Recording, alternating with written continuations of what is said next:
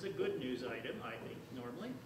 This is a motion to approve tenure recommendations for Laura White from Bedminster Elementary and Marissa Bell from West Rock Elementary, two of our teachers who have been here 3 years and have successfully completed and been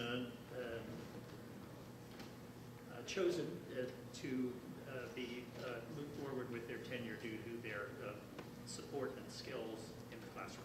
So I move that we approve those two tenure recommendations. Second. Questions or comments from board members? All those in favor? Aye. Opposed? Motion carries 8-0. Thank you. Lastly, we do have another Personnel Committee meeting scheduled. It will be Monday, March 4th, 2019, so it will be a week from tonight. And this discussion about the potential hiring of the SRO, SPOs, really SPO discussion will continue that night. Thank you for listening to this conversation. Thank you.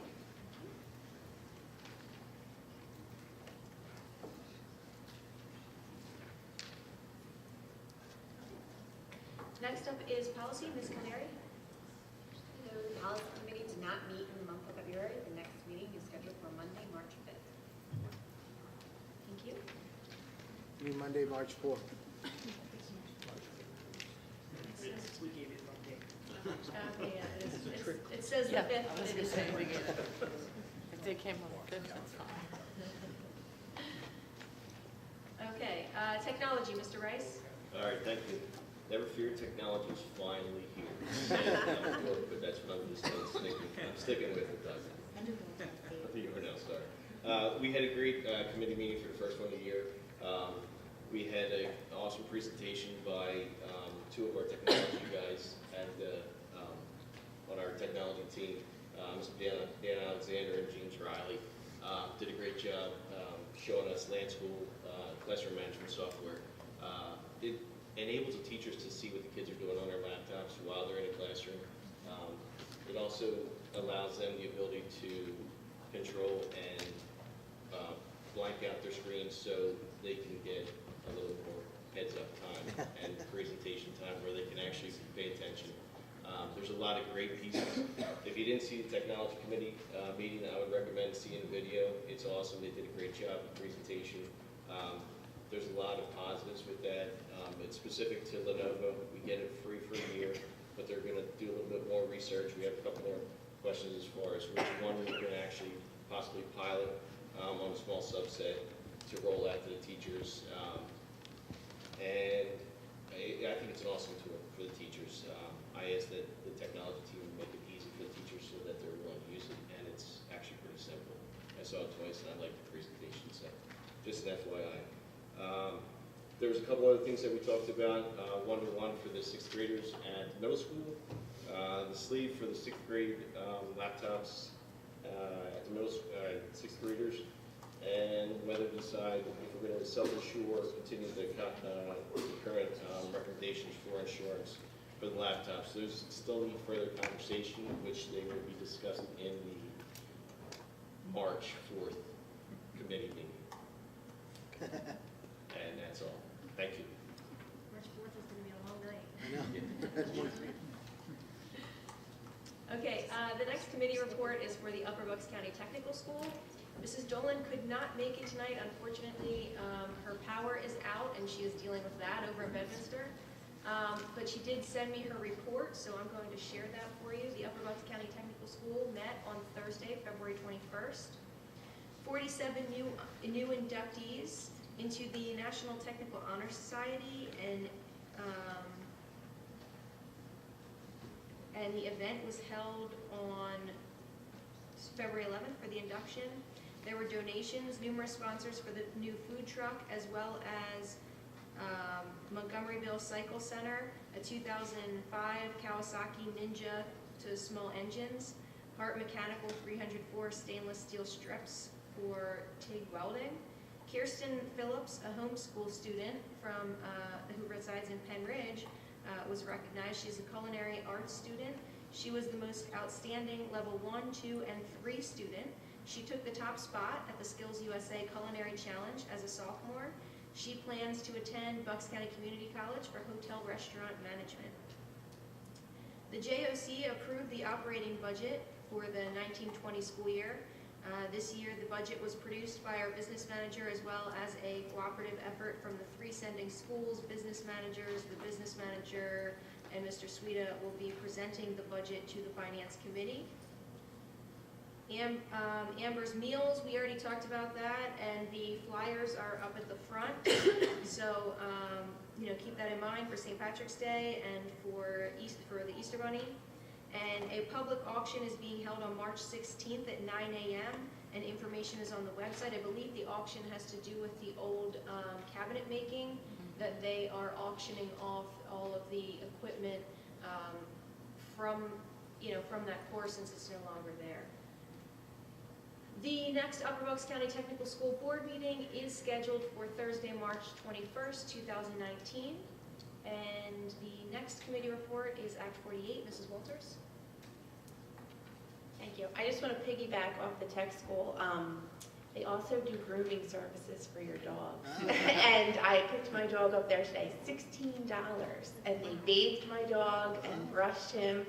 I have no time for taking care of my dog. It's all meetings and children for me. So I just wanted to give that little plug that the director, Caitlin Donka of Animal Services over at the tech school, somebody you can email to see what you can get your dog cleaned up. So that's my plug. The Act 48 committee did not meet in the month of February, and our next meeting is Thursday, March 14th. Thank you. The Penridge Area Coordinating Committee, Ms. Thompson. The Penridge Area, can you hear me? Yeah. I got it down. The Penridge Area Coordinating Committee, the PAC Committee, met on January 24th for approximately 1 hour and 10 minutes. We meet every month, the last week of the month, at the Penridge Community Center. Dave Nyman from the East Rockville Township facilitated the meeting. Representing the school board was myself and Mrs. Kildare. For the municipal roundtable, we have 4 updates throughout the municipality. And I just wanted to reiterate that any of the municipality events can be found when the municipality notifies the Penridge Chamber of Commerce. You can find the community events if they're reported to the Chamber of Commerce on the calendar. Is my time up? Good evening. Current time is 9:05. Please be advised that all students must be out of the building by 9:30 and all other persons must exit the building by 10 p.m. Thank you.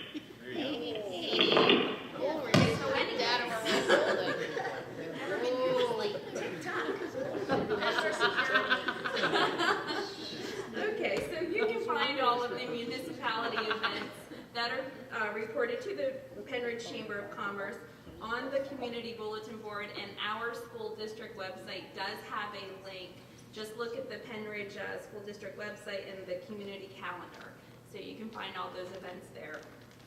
Silverdale Borough, I'm just going to give a brief update for each one of the 4 municipalities that were represented at this meeting. Silverdale Borough, Claire Black reported that the Green Street project has been rebid and that they had to impose a 0.4 mil tax increase for 2019. From the West Rock Hill Township, the township is happy to report that they will be continuing the Get Fit Walk with the Doc program in the James Memorial Park. This is a community outreach program that offers opportunities to exercise with Grandview Health physicians and staff in the park on a half-mile paved trail. Grandview Health tries to have at least one physician lead each walking event. It's my understanding that they give a little blurb, a little talk about different health issues every time they have the event, and it is your opportunity to speak to a doctor for free. So more information about that event can be found on the township's website. Bedminster Township reported that the traffic signal at Route 313 and Croft Drive is activated. And they are also working on construction of a trail and parking lot expansion at the township building. And if you happen to see anything flying overhead, that is the new drone for the police department. East Rock Hill, Dave Nyman reported an update on the Rock Hill Quarry. If you are interested in the continuing discussion about what is going on at the Rock Hill Quarry, Please come to the PAC committee meetings. There is discussion about that almost every month. He gives a report generally about what's going on from the township's perspective, and this month we heard about the upcoming federal court hearing, and the asbestos on site has injected a new component into the state DEP consideration regarding safe operations. So feel free to come to these meetings so you can hear more about that particular issue. The township also received a plan submission for a zip line operation along Old Bethlehem Road that they are considering for approval. And also they have approval of a renovation plans for the township building to be put out for bids. So on behalf of the school district, I highlighted as a part of our continued emphasis on school safety, the implementation of the Safe to Say Something program and the adoption of the Rachel's Challenge program, which includes a community presentation on March 13th, which we hope you will all attend, and please tell everybody in the community.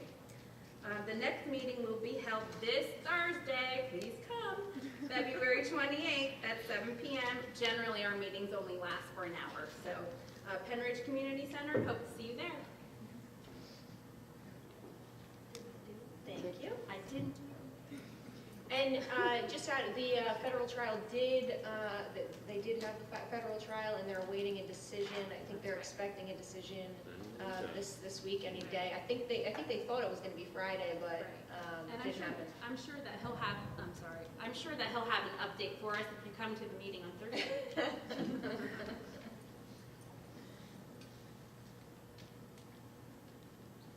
Okay, old business? Sorry. They look the same. Penridge, Penridge PAC, Penridge Community. All right, Penridge Community Educational Foundation Liaison Committee. I know where I stand. So as Dr. Bolton already mentioned, we did select the 3 winners that are going to be honored at the lovely evening presentation, which is on April 30th at 6:30. It takes place at the Washington House, and there's a little bit like light appetizers and beverages. The tickets are $20 or $25, sorry. And then various groups from our high school perform. So you'll see, and they're going to switch it up a little bit, but in the past they've had the jazz ensemble come, some of the choral groups. Some selections are done from whatever musical we do that year. So it really is a lovely evening. It's aptly named. So I hope that you'll come to that. And if you're interested in being a sponsor, or if you know someone who owns a business who might want to be a sponsor, I have a sponsorship form. We could get that to you. The sponsorship levels actually start at $25 if you want to be a contributor. So if you would like to contribute to that, you can visit the website, which is linked to the Penridge School District website, or Mr. Ferry would also have the information, or me. It's just, if you're not familiar with the Penridge Community Education Foundation, it's our education foundation that puts money right back into our classrooms, gives grants to teachers every year. As a matter of fact, I also want to mention that not only are we doing the grants, which we already gave in the fall, we're going to have grants in the spring as well. So there's even more opportunities for teachers to win grant money to do things in the classroom, like Dr. Bolton had mentioned. The Fab Lab was a recipient of one of those grants. So when you can contribute to the Education Foundation, that's where your money is going to go to. So join us on April 30th. And the only other news from them is that the SAT boot camp is coming up on March 2nd and 3rd. So just keep that in mind if you have students who are going to be taking the SAT in the future. That is something that's offered through the Education Foundation. And the next meeting is March 2nd, which is Saturday at 8:30 in the morning at the Penn Community Foundation, or the Penn Community Bank in Percy. So if you have a burning desire to get up and come to a meeting at 8:30 on a Saturday morning, join us. Okay, now we're at old business. I just wanted to say, it's actually Tuesday, March 5th, the actual policy and activities meeting, not Monday. They say Monday. Yeah, it's actually Tuesday. Yeah. Just so it's clear. Thank you. Any other old business? For those of you who have not been to a lovely evening, the talent is amazing, so you'll want to go. You'll be thoroughly entertained. And one last plug for Rachel's challenge. Mark your calendars, March 13th at 7 o'clock. You won't be disappointed. It really is a powerful presentation. We saw it in Harrisburg with all the there were superintendents, board members, and cabinet members from all across the state. And there wasn't a single person who left there feeling like that wasn't a good use of their time, and that wasn't a really powerful presentation. So hopefully you all can make it, and I thank you all for coming out and being engaged and asking questions and getting involved. Anyone else have anything? No? Okay. New business? Anything? Okay. Comment. We're back to comments and questions from guests. This is a new comment period, so if you spoke before, you can speak again. Same rules apply as before. Any comments? Oh, I have one. Oh, sorry, go ahead. I'll be brief.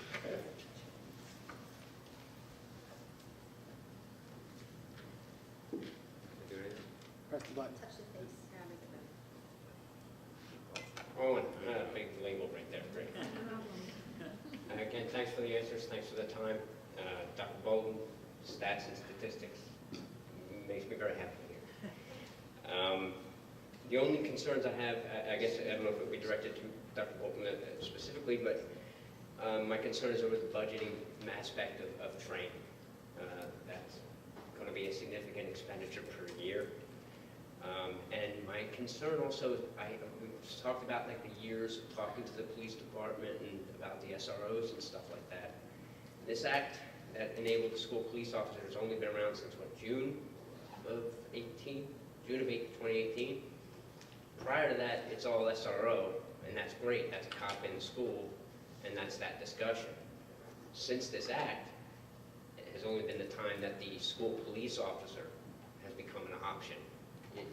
So I would caution that distance, like if the police department was involved and all these people were involved in those previous discussions, they're talking about a cop in the school. Since then, we're talking now, as you guys have told us, about not a cop, this police officer, this school police officer that was enabled by Act 44. Just cautioning. The rest I would have against Solicitor Miller, or direct towards Solicitor Miller, I can't understand that there's a huge liability here that I don't know how to wrap my head around it. I'm not an attorney, but the liability, Act 44 is pretty vague. 53, the section of references for training, doesn't even mention a school police officer yet.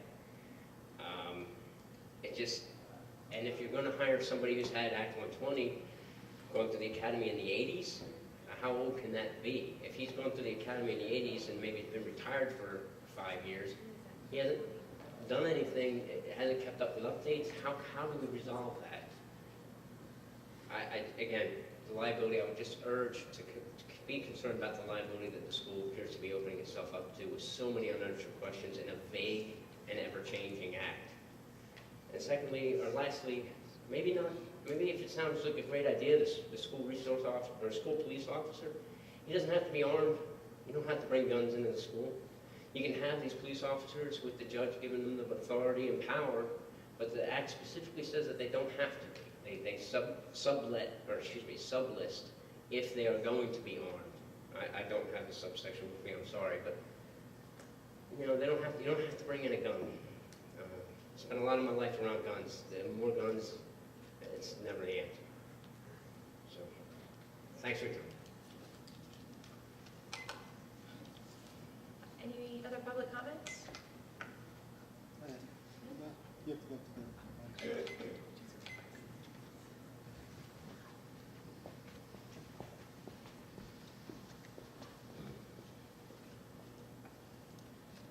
Hi, Haley Murphy. I would like to reiterate that this is primarily a learning environment. Students have a right to feel safe, and a gun is not part of that solution. I believe a gun does not belong anywhere near a school unless the situation is active, and unnecessary guns can only lead to unnecessary risk. The potential introduction of a deadly weapon to an environment of children deserves a closer examination of statistics and their context, as well as the facts.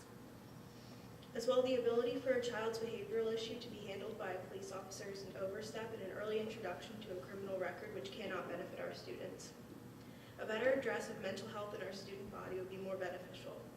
This does not mean kindness programs, as these certain bullying and kindness program presentations place the blame on the students to monitor those around them rather than the school and the counselors to do so.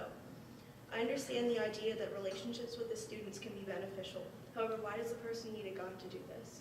Why do we need them instead of a counselor?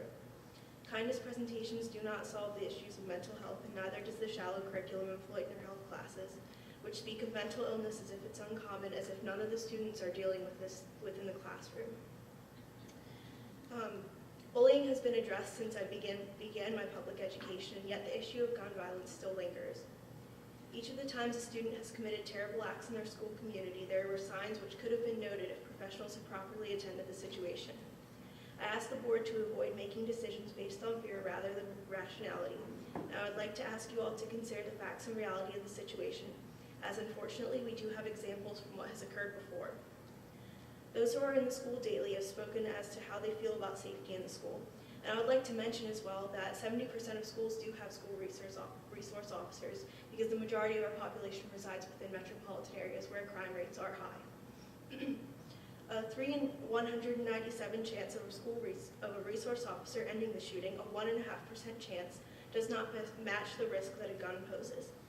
First-hand account and analysis of the facts and reason should be the only path to a resolution of this issue. A good guy with a gun is a perpetrator to a violent culture, a perpetuator to a violent culture, rather than a tool to fix it. Thank you.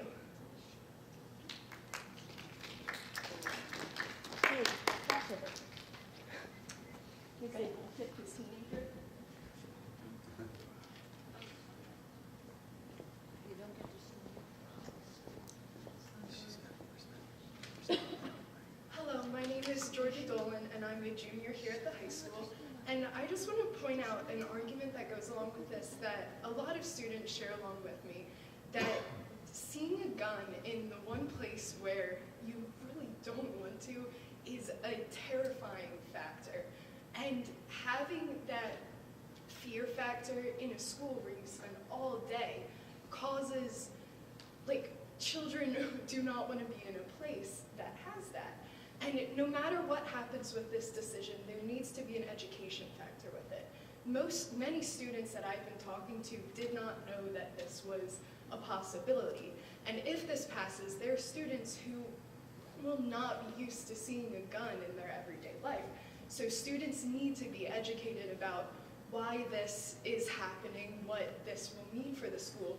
And even more than that, I think that students need to be further educated on systems already in place, like the ALICE system, which is in place in so many schools around our country and works for many of them, is not ingrained in the brains of many students here. So that level of education in every area of this for students who are in the school for so much time every day is one of the most important factors, especially when this level of fear is being put into it. So thank you very much.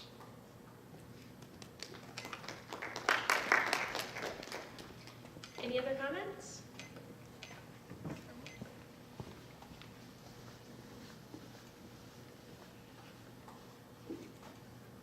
Alex Raj in Bedminster Township. Heard a lot about it. Thank you for all the information on what went behind the decision. As you know, I came from a inner city area, Brooklyn, Boston, where we had police officers, security officers. Moved out to Penridge, didn't think I needed it, but now it's coming here. Something I've lived with, so it's not new to me. However, this comment goes towards the community now. Whether the decision is to go with the officer or not, that's up to you, and I respect that decision. The next step is, how do we help our security officers? How do we help the police officers? Because on January 11th, I got a notification from the Bedminster Township Police. There was mass break-ins at Stonebridge Estates where folks left their cars unlocked and there was guns in the car. Now they're out. Is too armed police officer going to stop those guns from coming in? I'm going to argue not. And how are we going to do it as a community to prevent that from happening? What Jatana mentioned earlier about getting classes on how to get their folks to lock up their guns. It takes a community to keep this school safe. It's not just this board. It's not just the school police officers. It's all of us making changes in our environment that gives a good, safe place for all of us to grow and live with each other. The first time I ever saw a gun was when my brother got enrolled into the New York City Police Academy, and he had a gun in the house. But I never saw it. He had it locked up. And New York City has one of the lowest death by gun rates per capita compared to other states. Alaska has the worst, and they have the least amount of gun laws. So this comment is not for anyone in general, it's to the community. We have to change the way we deal with things. Hardening up the schools, great. Do all of this stuff. Support systems, great. All good ideas. But we as a community have to protect this school from the outside in as well.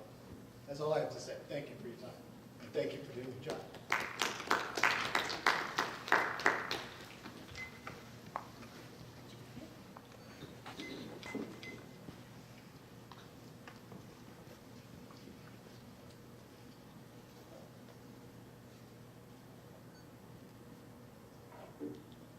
Diane Herring, Hilltown Township. I listened to everyone this evening. I'm a little bit baffled in a couple different areas. Initially, at the start of the meeting, a number of people got up and spoke, and there was this undercurrent about a police officer in the building, as if it was a bad thing. I don't understand that. Because I don't understand when we started looking at law enforcement like this. Instead of looking them as safety to protect and serve, the initial responses prior to the comments were all undercurrent that having a police officer was in some way negative. I just don't understand that. I guess I'd have a different thought process about law enforcement. That their primary role is safety and security. And having someone in the building whose sole focus is safety and security gives me some level of confidence that we don't have right now. Armed or not, they're more trained than the people we have. What's wrong with having a trained police officer? I have a copy of the letter, Dr. Yarnell, that you are referring to from Chief Blake. That letter is dated from April of 2016. I've read it several times over the last couple of years because it was a letter that was written to the superintendent at the time and it was never publicly shared. And in that letter, Chief Blake outlines clearly the number of incidents the district has had. As outlined in that letter, the support that he has given the district and that he has been encouraging and fostering of it. So I was quite happy to hear you bring that to the public's attention because it has been kept behind closed doors for too long. As to the students who spoke tonight, I wished one of them, I believe the young lady, had left. It's disappointing that you have a perception that having someone here with a gun is not here to put their life down first for you. And to Mr. Raj's comment about the community involvement, we set the tone. And tonight, what I heard was a lot of negativity about police officers. If you want the kids to feel safer by having a police officer in the building, embrace it. Mrs. Herring, I'm Thank afraid you. I have to thank you. Can I make one? Any other comments?